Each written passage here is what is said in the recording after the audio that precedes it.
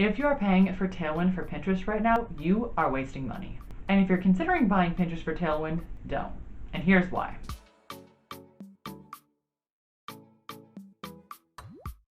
Hey, my name is Sarah, and in today's video I want to talk to you about why I stopped using Tailwind to schedule all my pins onto Pinterest and what you should be doing instead. Let's get started. So the very first reason I stopped using Tailwind for Pinterest is because your pins will get lower reach if they come from a third-party platform like Tailwind. Now it used to be different with this third-party app because Tailwind and Pinterest directly partnered with each other, so you could either pin on your Tailwind platform or you could pin straight to Pinterest and your pins would go out to the same amount of people. But as they always do, the algorithm has changed and this is no longer the case. Now Pinterest demotes any pins that don't come from Pinterest itself. So it's just not as worth it to pin with Tailwind as it was before. The second reason I don't use Tailwind for Pinterest anymore is because repins are no longer useful. One of the reasons that I used to use Tailwind was because it was so easy to schedule a pin to multiple boards at once.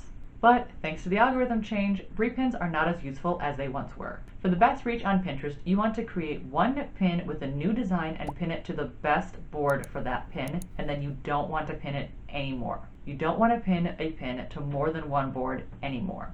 And that is because Pinterest is pushing what they call fresh pins, meaning you create a design that you've never used on Pinterest before, and you pin the pin once. This pin will get pushed out to all of the relevant people.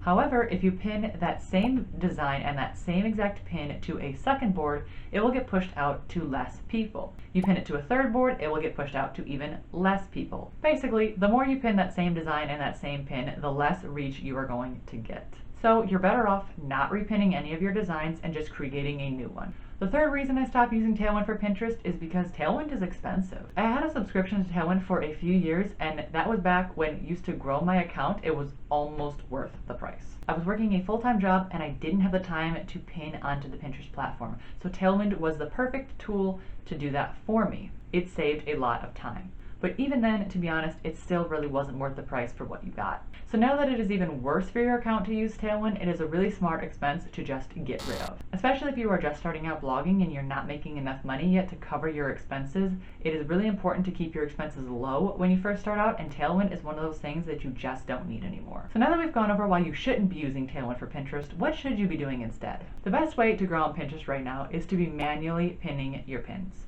Now this might not mean what you think it means, so let's go over it. What is manual pinning?